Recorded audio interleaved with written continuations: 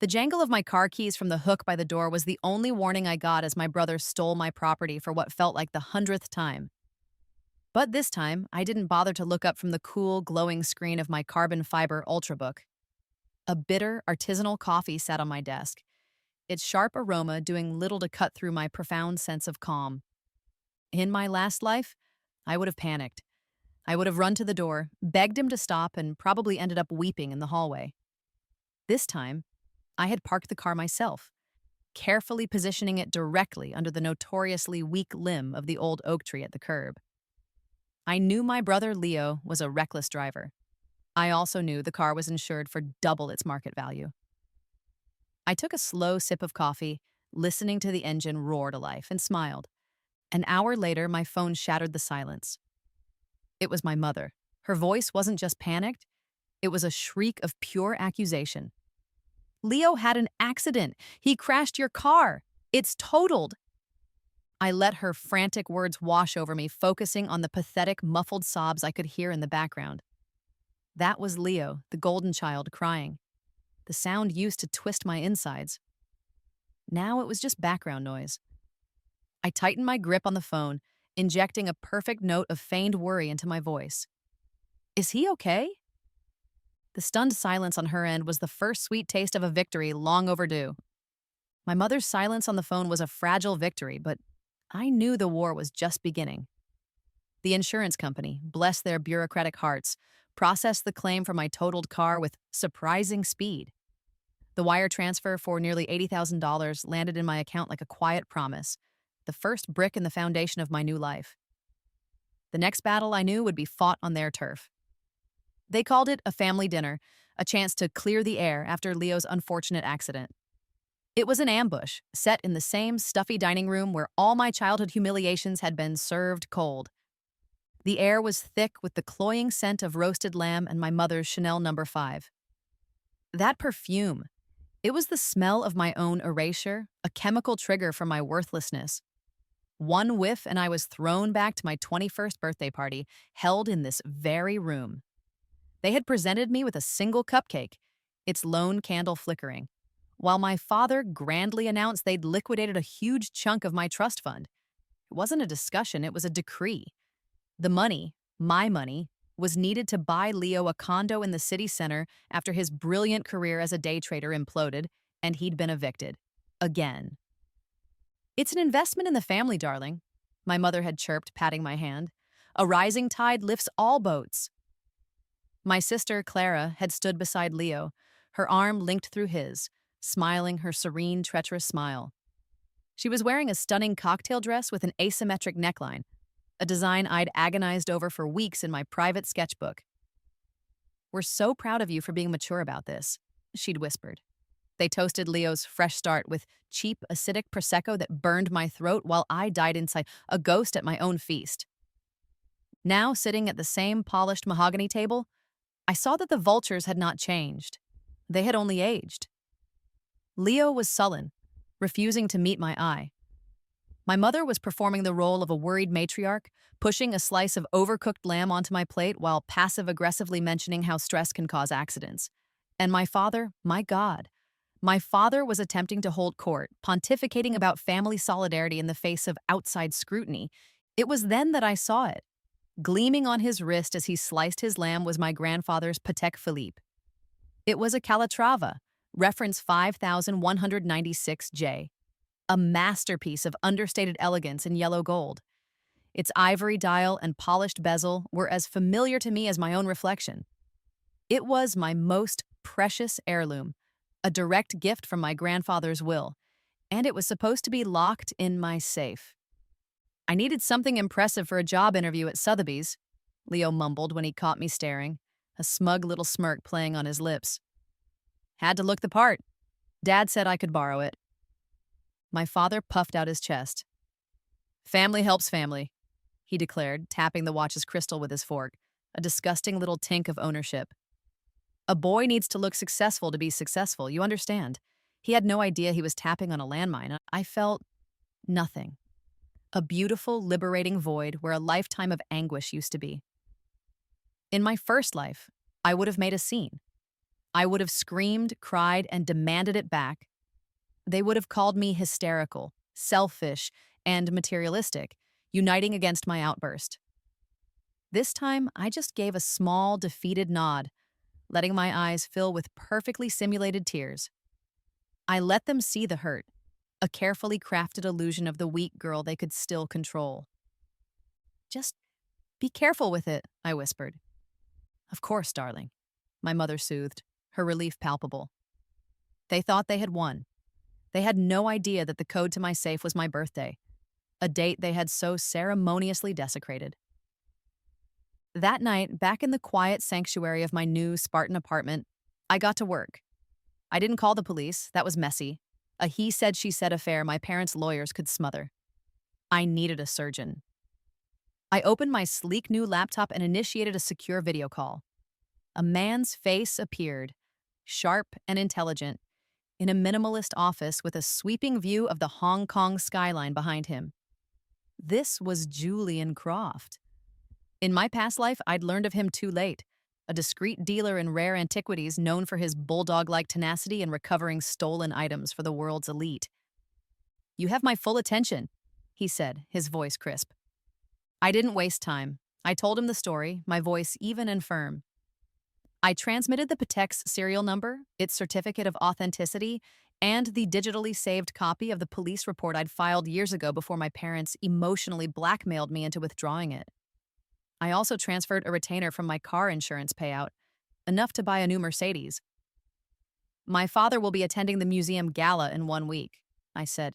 "He will be wearing the watch. I want you to recover it, publicly." A slow, appreciative smile spread across Julian's face. "The theater of it all," he mused. "I appreciate a client with a taste for narrative. Consider it done."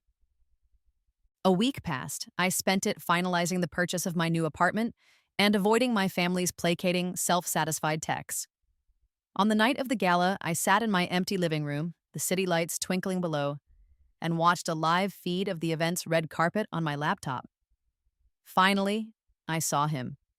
My father, preening in his tuxedo, the stolen gold of my grandfather's watch flashing under the camera lights.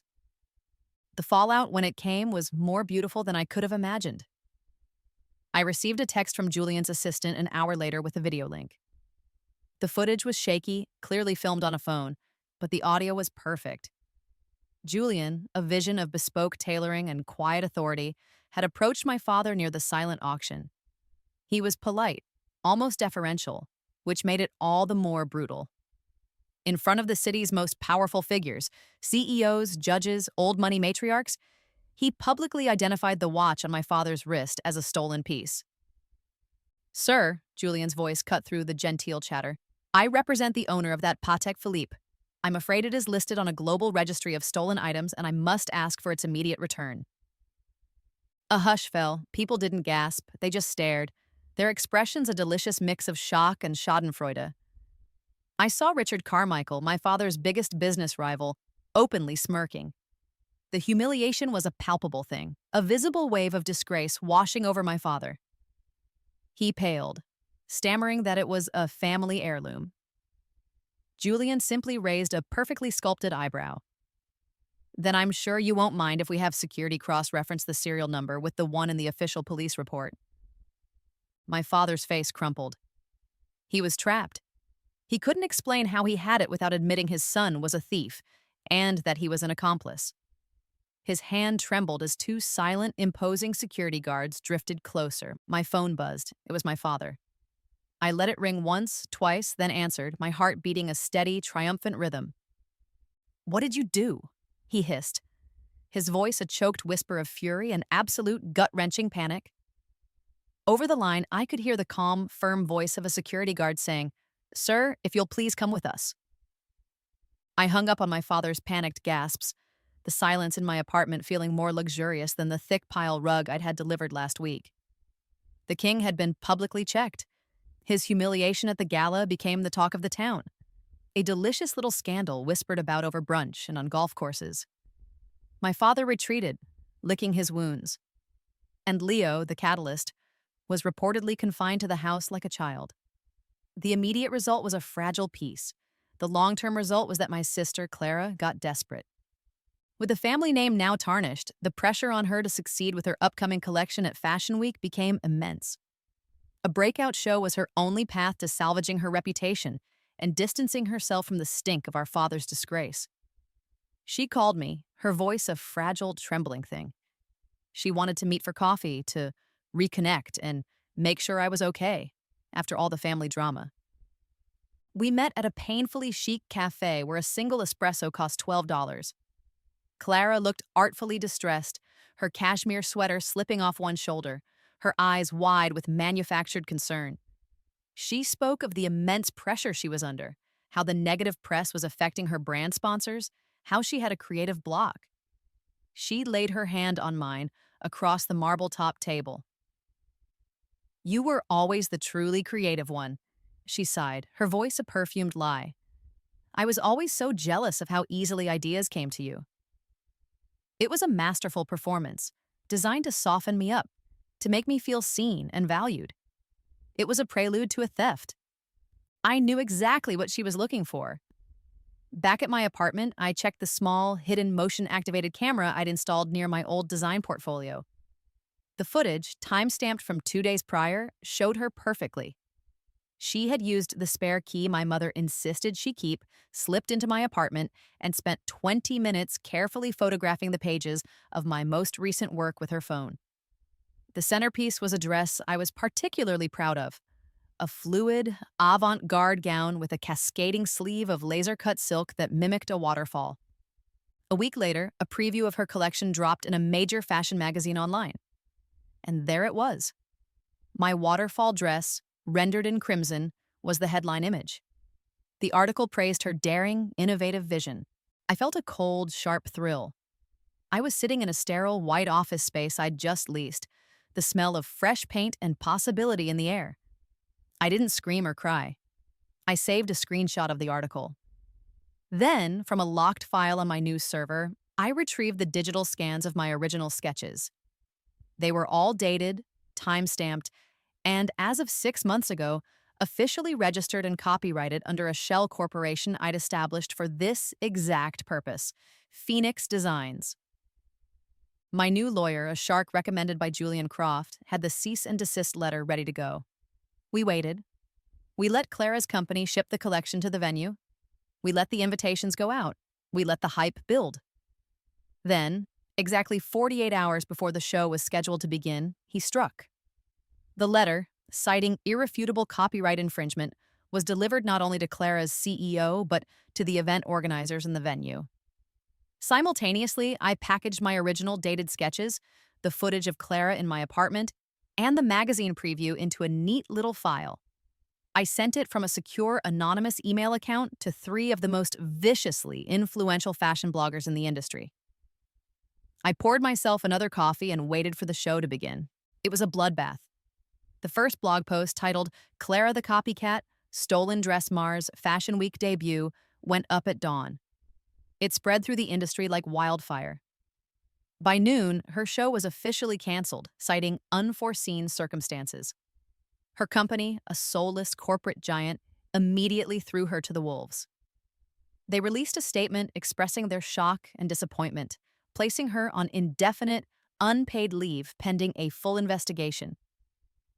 The second public humiliation was complete, and I had the perfect view from my laptop screen.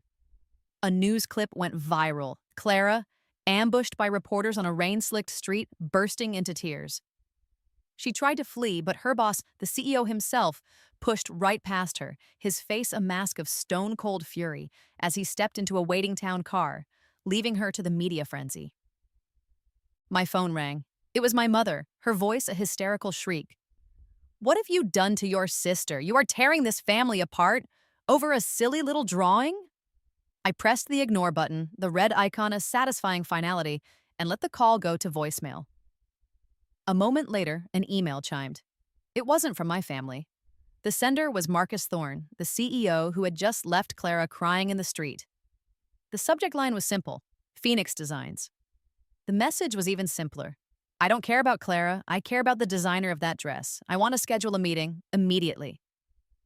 The final domino was the biggest. My family's finances, propped up for years by my father's company, were on the verge of collapse. Their only salvation was a proposed merger with a larger conglomerate, a deal my father had been desperately trying to close. The final due diligence was underway, and as fate would have it, a junior analyst on the deal team was Ben, my old college crush. Ben, who had watched my family treat me like dirt and never said a word. He called me, his voice oozing a practiced, gentle concern that turned my stomach. "I just heard about Clara," he began. "And your dad? I'm so sorry you're going through all this." He was using our history, our shared memories, as a crowbar to pry me open. He casually mentioned the merger, how critical it was for his firm, how much it would mean for my parents' security. He was probing, looking for reassurance that the leadership of my father's company was stable, that the scandals were just minor family drama. He was asking me to lie for him, for them. I played the part he expected. I was the distraught, naive daughter, overwhelmed by it all. "Oh, Ben, I don't know anything about business," I said, my voice trembling just so. "It's all such a mess. Dad handles everything. I hope it all works out." The moment I hung up, I became a different person. I turned to the second monitor on my desk, a complex stock chart already glowing on the screen. Using my reborn knowledge of the market's upcoming turns and a significant portion of my hidden funds, I executed a massive short position against my father's company. I was betting on it to fail. I was ensuring it would. But that was just the appetizer. For the main course, I spent 2 days compiling a dossier. It was my masterpiece. Using financial records I'd backed up in my previous life and information I'd gathered in this one, I laid out every single instance of my father's corporate malfeasance. The company funds siphoned to pay for Leo's gambling debts. The executive bonuses awarded to my mother for a no-show consulting job. The fraudulent expense reports, the cooked books, the nepotism. It was all there, meticulously documented in a 40-page report, complete with copies of bank statements and incriminating emails. It was airtight. Yeah. From a secure connection at a public library across town, I sent the encrypted file. 3 copies. One to the board of directors of the company trying to acquire them, one to the Securities and Exchange Commission, and one to a hungry, high-profile journalist at the Wall Street Journal. The collapse was instantaneous. The next morning, the acquiring company announced they were pulling out of the merger, citing grave concerns over fiscal mismanagement and a lack of transparency in the target company's leadership. The journal article dropped an hour later. The stock didn't just fall, it evaporated. It plummeted 97% in pre-market trading, wiping out my family's entire net worth in the time it took to brew a pot of coffee. By noon, the SEC had formally announced an investigation. While their world was burning to the ground, I was breathing in the rich, intoxicating scent of hand-stitched Italian leather. I sat across a polished desk from a salesman at the city's most exclusive Lamborghini dealership, a bottle of sparkling water sweating beside my hand. I signed the final papers for a Huracan, its graphite black paint job looking like a piece of the night sky. As I finalized the transaction, my phone lit up. It was a text from a number I knew belonged to Leo. "They're at the house. Feds. They're asking for you. What the hell is going on?" I powered the phone off, dropped it into my new purse, and accepted the heavy, beautiful keys from the salesman. The Lamborghini's engine didn't just roar. It sang a ferocious aria of liberation. I drove out of the dealership and onto the open highway, the pearl gray sky above mirroring the sleek graphite paint. For the first time, the air in my lungs felt truly my own, clean and untainted by the claustrophobia of my past. I didn't have a destination in mind. The drive itself was the point, a 100-mile-an-hour severance package from my former life. When I finally guided the magnificent machine into the private garage beneath my new apartment building, the adrenaline had faded into a state of serene, diamond-hard resolve. It was a mistake to think they wouldn't find me. As I stepped out of the private elevator into the building's opulent lobby, with its soaring ceilings and a modern art installation that probably cost more than my old house, they were there, waiting. My family looked like shipwreck survivors washed ashore in a land of marble and bronze. My father's expensive suit was rumpled, his face a pasty gray. My mother's carefully constructed facade had crumbled, leaving behind a desperate, grasping woman with wild eyes.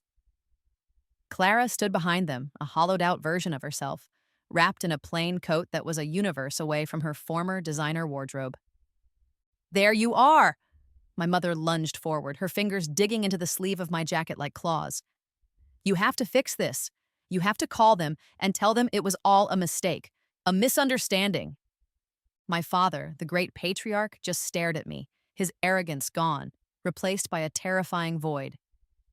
"They're freezing our accounts," he said, his voice raspy. "The lawyers won't even take my calls." I looked down at my mother's hand on my arm, then back up at her face. I didn't feel anger or pity. I felt the same dispassionate curiosity a scientist might feel, observing a specimen under a microscope. Slowly, deliberately, I unhooked her fingers from my jacket. "There is nothing to fix," I said, my voice as calm and cool as the polished marble beneath my feet. "This isn't a misunderstanding. This is a reckoning." I turned and walked toward the main entrance, leaving them standing there, stunned into silence by a daughter they no longer recognized. The doorman, a kind man named George, saw the scene and held the heavy glass door open for me, giving me a subtle, knowing nod. "Have a good evening, miss," he said. The reflection in the glass showed them huddled together, 3 ghosts left behind in my gilded lobby. The next loose end found me a few days later. It was Ben, my former crush. He was waiting for me on a bench in a small public park near my building, looking as lost as the rest of them. He'd been fired, a casualty of the spectacular implosion of the merger deal. I almost walked past him, but he called my name, his voice lacking its usual easy confidence. He didn't plead or make excuses. He just looked at me with weary eyes and admitted everything. He told me he'd been a coward, that he'd seen the casual cruelty they'd inflicted on me for years and had stayed silent because he wanted my father's approval, a foothold in their world. It was a pathetic, honest confession. "I was so desperate to get in, I never stopped to think about what it was like for you trying to get out," he said. He reached into his satchel and pulled out a slim manila folder. "I was fired for failing to do adequate due diligence. But before my network access was cut, I downloaded something. I think you should have it." Inside the folder was a single printed internal memo. It was from my father to the company's CFO, dated just 3 weeks prior. It was a directive outlining his plan to use the initial influx of cash from the merger, a good faith advance of $50 million, to pay off a series of massive, off-the-books debts. The debts, my father noted, were entirely accrued by Leo through a combination of online poker and a few unfortunate private loans from the kind of people who don't write polite reminder letters. It was the smoking gun, the final, irrefutable proof of criminal intent that elevated the case from mismanagement to outright fraud. I took the folder. "Thank you, Ben," I said. My tone wasn't forgiving, it was transactional. He had bought a small piece of his conscience back. "For what it's worth," he said, standing to leave. "I'm glad you got out." My lawyer called me the next morning. His voice was grim but laced with excitement. "The SEC has officially handed the case over to the Department of Justice," he said. "The dossier was the roadmap, and that memo you forwarded me was the destination. They want to talk to you, not as a person of interest, but as their star witness. Are you ready?" "I'm ready," I said. I dressed for my meeting with the federal investigators with the care of a general preparing for a decisive battle. I chose a tailored Armani suit the color of slate, sharp and severe. My heels clicked with quiet authority on the polished floors of the government building. The air inside was cold and smelled of bureaucracy. I was led into a conference room with a large, intimidating table and 2 stern-faced prosecutors who introduced themselves and thanked me for coming. They offered me coffee. I accepted. I didn't need the folder Ben had given me. I had already sent a copy to my lawyer, who had forwarded it to the prosecution. For the next 3 hours, I laid out the last decade of my life. I wasn't a crying victim recounting her trauma. I was a primary source, a key witness delivering a calm, chronological account of a criminal conspiracy. I turned years of quiet pain, casual theft, and emotional abuse into a cold, hard, factual narrative, backed by dates, amounts, and the names of shell corporations. I was dismantling my family brick by brick with nothing but the truth. When it was over, I stood up and shook their hands. They looked at me with a new respect. a hint of awe in their eyes. As a federal agent escorted me out, we passed another, smaller waiting room down the hall, and there they were, my father and Leo, sitting on a hard plastic bench under the unforgiving fluorescent lights. They looked small, pathetic, and utterly terrified. Leo was chewing on his fingernails, his eyes darting around the room like a trapped animal. My father just stared at the floor, the weight of his ruin finally crushing him. He looked up as I passed. Our eyes met through the glass. There was no anger left in his gaze, no confusion. There was only the horrifying, soul-shattering dawn of final understanding. He finally saw me.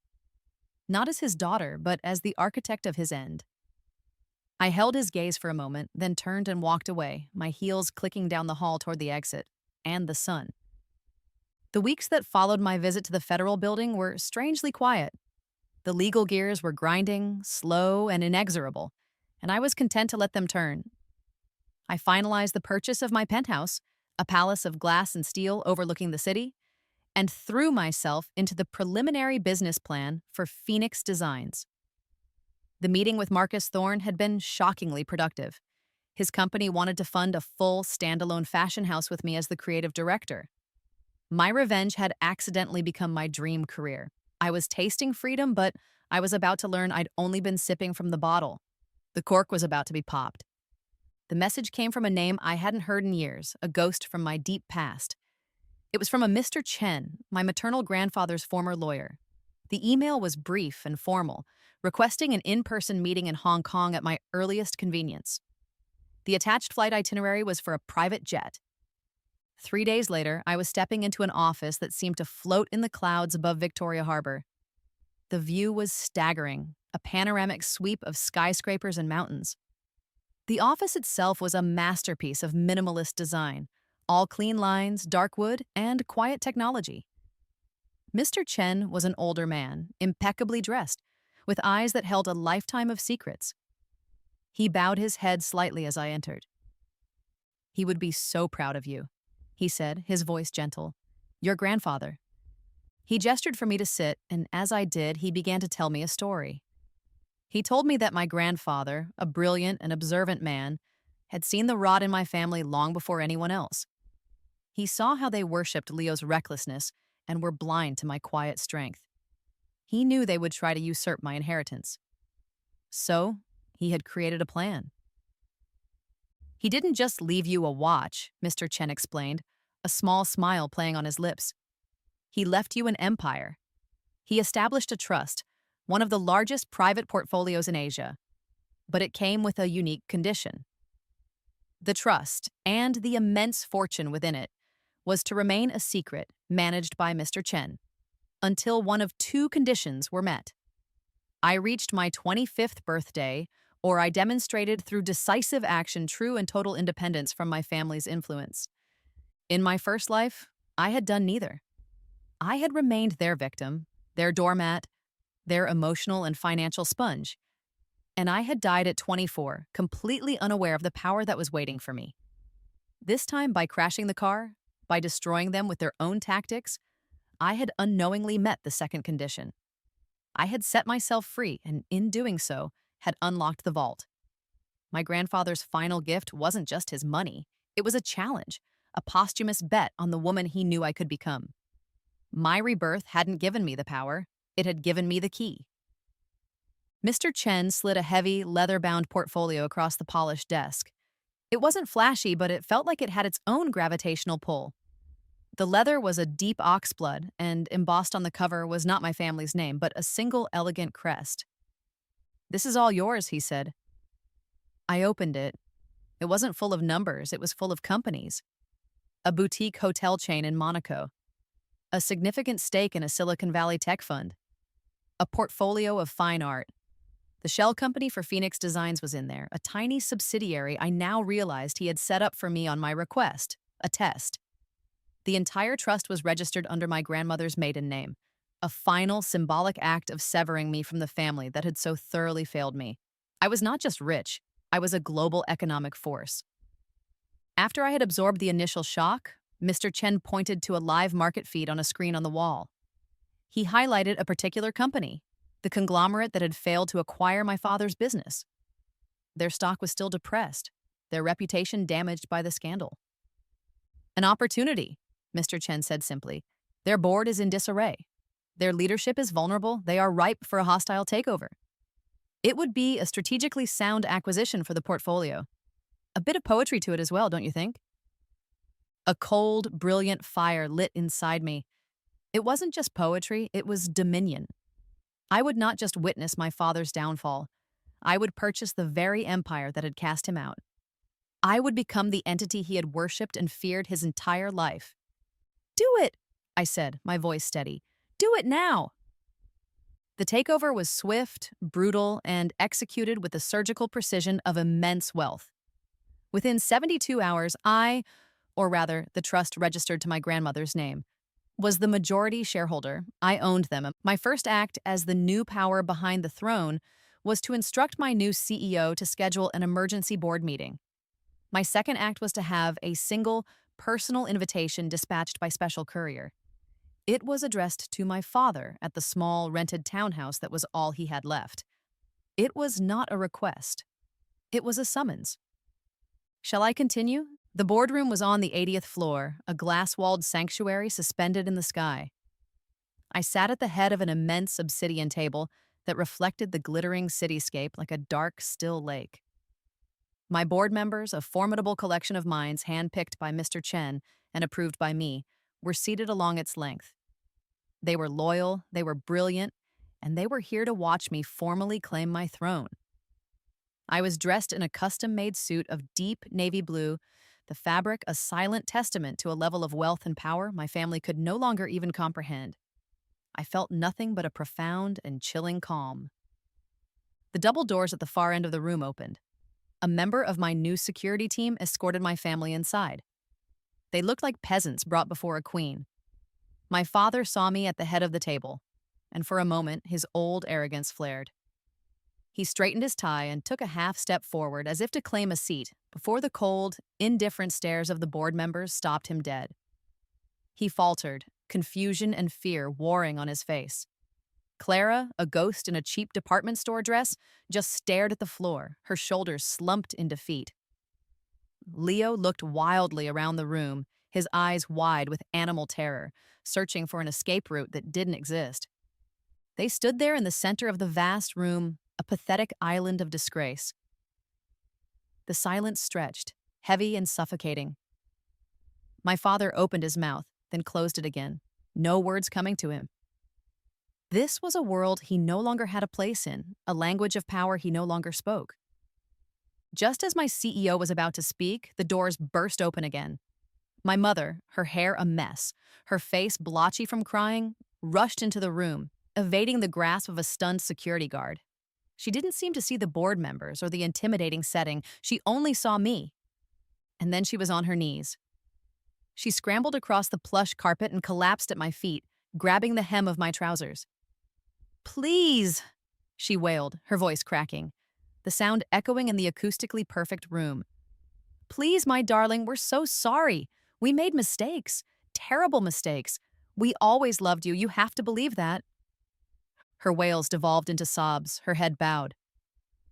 My father, seeing her last desperate gamble, rushed to her side, his own face a mask of pleading anguish. "She's right," he choked out. "We were wrong. We'll give you anything. We'll do anything. Just call them off. Tell them to stop the investigation. Don't send us to jail." Clara began to weep silently, her whimpers joining the pathetic chorus. They begged. They groveled. They offered me their meaningless apologies, their empty promises, their worthless love. They performed their final, most desperate act, a symphony of insincere regret aimed at saving their own skins. I let them. I let the scene play out, listening to their pleas and cries as if from a great distance. I felt no rage, no satisfaction, not even the ghost of my old pain. The part of me that had once craved this, that had dreamed of a moment where they would finally see what they had done, was gone. I had carved it out and thrown it away. All that was left was a profound, liberating emptiness. When their tears finally subsided into ragged gasps and hiccuping sobs, the silence that fell was absolute. I looked down at my mother, her hands still clutching at my suit. I looked at my father, a broken man on his knees. I looked at my sister, whose stolen ambitions had turned to ash in her mouth, and at my brother, whose greed had cost them everything. I saw them not as family, but as a failed business venture I was about to liquidate. Slowly, I stood up, forcing my mother to release me and fall back onto the carpet. I looked down at the three of them, a tableau of ruin at my feet. No! The word was not loud. It was not angry. It was quiet, calm, and as final as a slamming vault door. It was the period at the end of a sentence that had run on for 25 years. It was the end of them. I turned my back on their stunned, disbelieving faces. I didn't say another word. I walked the length of the obsidian table, my heels clicking with quiet finality, and did not look back.